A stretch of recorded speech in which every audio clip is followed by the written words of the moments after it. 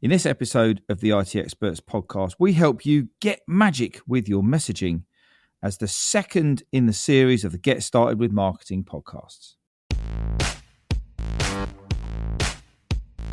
Welcome to the IT Experts podcast, the only podcast to help MSPs scale to 1 million, and if already there, get to 5 and go faster. At the end of the day, isn't it all about building a business that works for you rather than you for it? I hope you enjoy the show.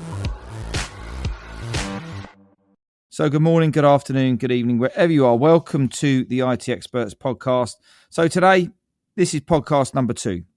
Getting Started with Marketing is our little marketing mini-series that I thought would be a great idea for us to put out there for the MSP community. And in the last episode, episode 129 of the show, we talked about the perfect process. We talked about the fundamentals of really understanding sales, understanding the marketing element, how the sales funnels work, how the process works, what's the difference between the top, middle, and the bottom of the funnel, and how our behavior needs to change. We're going to talk a little bit more about that today.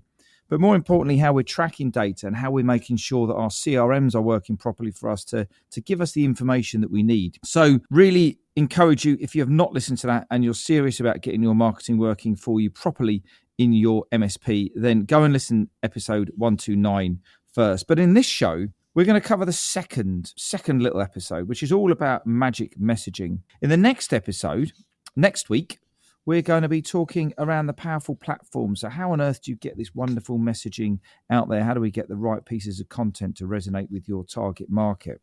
But in this show, why are we doing this? What is this? Why have we bothered to put this podcast together? The reason is because, marketing's hard. Marketing's hard because marketing takes a long time to get right. And marketing takes a long time to resonate with your target market. Because as many business owners, as many MSP business owners, they're very focused on the tech. Being creative is like, what? What do you mean I've got to do a different image for a different day and a different bit of copy and a different color scheme and all of this kind of stuff? It's just not in your natural happy place. It's not somewhere where you really want to, spend a lot of your time. And it's because most of the time you're dealing with issues that are on, they're off, the tech that's working or the tech that's not working.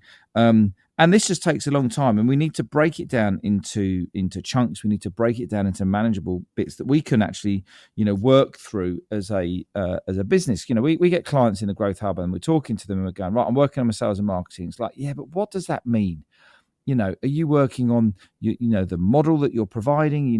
The unique way that you're doing to get your USP, or are you working on the sales process or connecting your CRM, or are you working on the content, or are you working on the top, middle, or bottom of funnel, or are you working on it's kind of, I can ramble on for hours about that. So breaking down sales and marketing is really important because we need to understand what the individual little tasks are that contribute to this being an amazing, powerful process that's going to help you to deliver not only great leads, but great education, great support, even into your existing client base, and great relationships, really. That's kind of what it's about at the end of the day. So what are we going to talk about today? We're going to talk about the avatar, the persona. What on earth does that mean? Why do people keep talking about this all the time? Stopping selling tech and not selling the business outcomes, and creating some content as well, which is really important. So, the avatar, your persona, your customer avatar, whatever you want to call it, is the person who buys from you. Sometimes we can get quite caught up in the fact that, you might be working really well with a IT manager in a business, but the IT manager is not necessarily going to be the one who's going to buy your services and sign on the line and sign up to a 1, 3, 5 year contract, whatever it might be. So while he might be a stakeholder in the whole IT process and the IT support and the MSP side of things, he's not necessarily going to be the one who's going to buy. So it's really important that we understand kind of the different levels of, who's buying, who's the influencer, who's going to be making the decision, as we used to call it, who's the man, who's got the money, who's got the authority, and who's got the need that we need to bring forward. So when we look at our avatar, when we create our avatar, it's around understanding who they are, personally as well as in business. Why do they want, or why do they need what you do? What is it in their business at the minute that you're going to fix that problem? And if you can identify what that need and what that problem is, When you start putting content, you start having conversations, and you start, discussing those needs, all of a sudden they go, oh yeah, you get what we're on about now, don't you? You get what we're on about. Let me flick it into our world. As our clients come in, most of them are lacking confidence in the ability to run a business because they've been an accidental business owner. They've grown up with technology, and all of a sudden they've got 4 or 5 people running a 750k MSP, and they're thinking, how on earth did this happen? I'm really busy. I don't know much about leadership, and why have I got to understand this? And how's it going to make a difference to my business and make it more profitable? But more importantly, how am I going to get to spend more time with my family? Because it's something that I'm not doing at the minute because I keep getting caught up with all the tech. I'm sure if you're listening to this podcast, that might have resonated a little bit with you. And the reason for that is because we've gone into our avatar. We know who you are. We know what problems you've got. We know how we can solve those problems. And we know what the desires you want, an owner not needed. You want to go and, work on have a time out with the family, go on lovely holidays, buy nice cars, get nice houses and all of these kind of great things to, enrich your life as it would be. But really understanding that avatar and that persona is really important. The other thing that's worth noting at this point is that although you might be going, oh, I haven't got an avatar. Oh, Ian, what are you talking about? We're all whole of market. And you are, and that's great. And that's fine if you're doing that. You might be in a geographical area. But what you will find is some of the better conversations that you'll have and some of the higher level conversations that you have, the more valuable conversations will be around a specific need.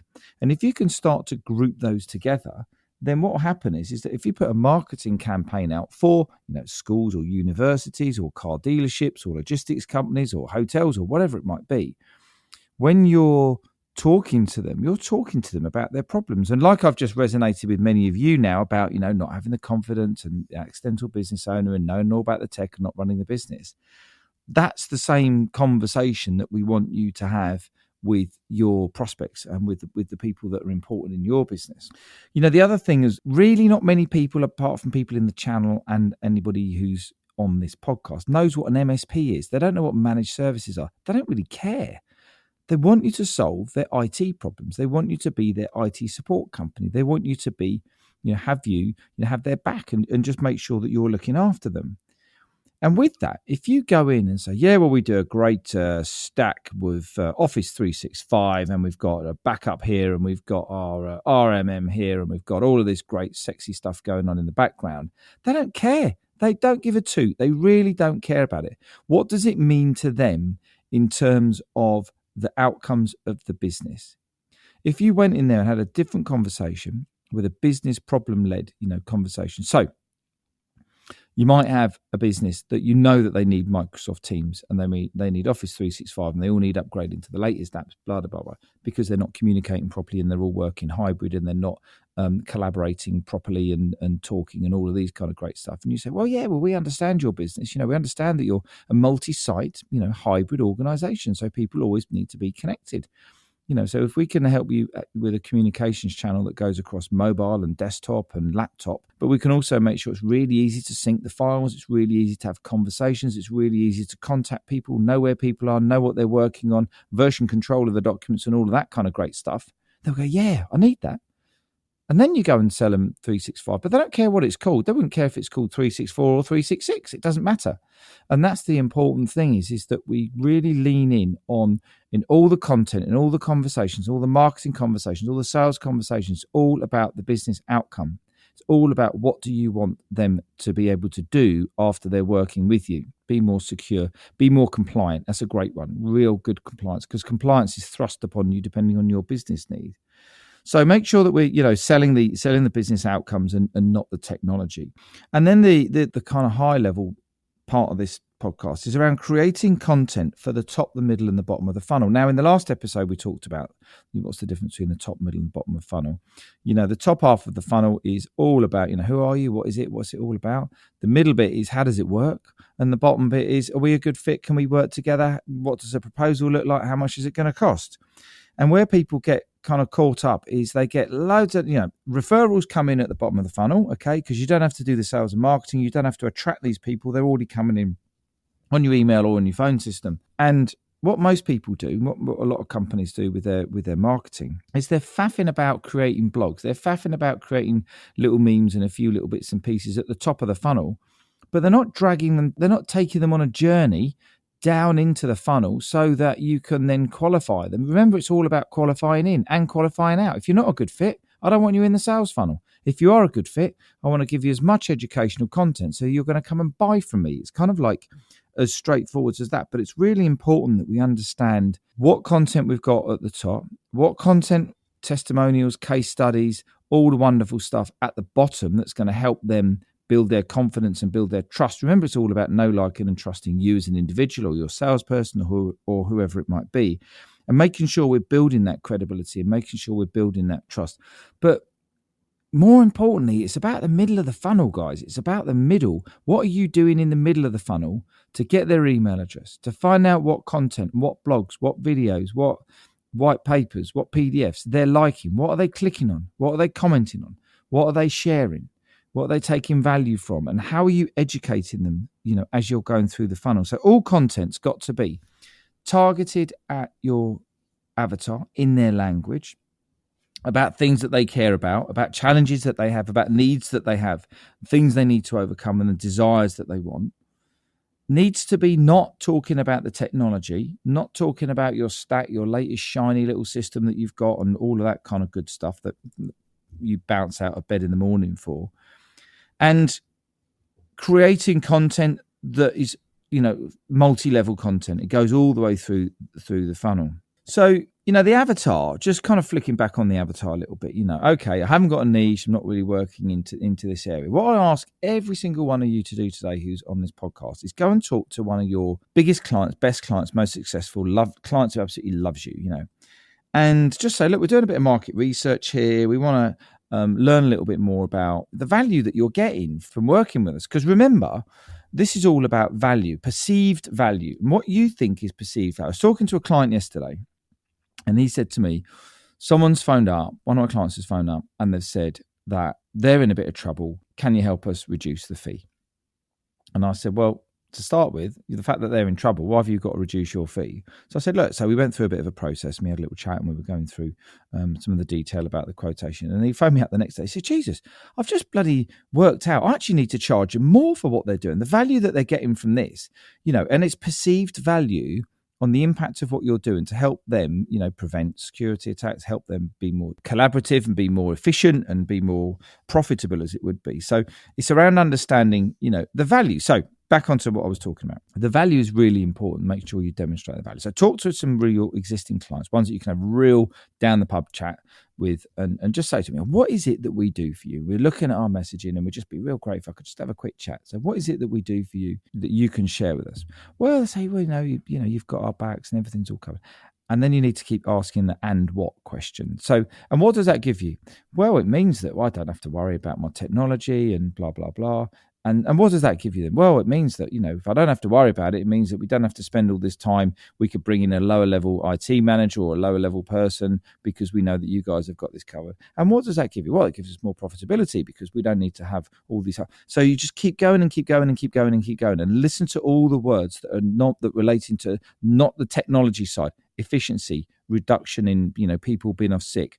Having one key person who knows all about the IT and the technology, how does that kind of work? So really get into your existing customers and then look at how you could then either put a campaign together to customers similar to that, or, you could group some of your customers together if they are multi-site, for example, or they could be all working remotely, or they could be working in an office, or however you want to do it. They could also be in a niche. They could be in as I say, kind of like car dealerships or logistics or whatever those niches might be. Or you could have a geographical niche. We want to be the best IT support in, I don't know, the Shetland Islands, maybe.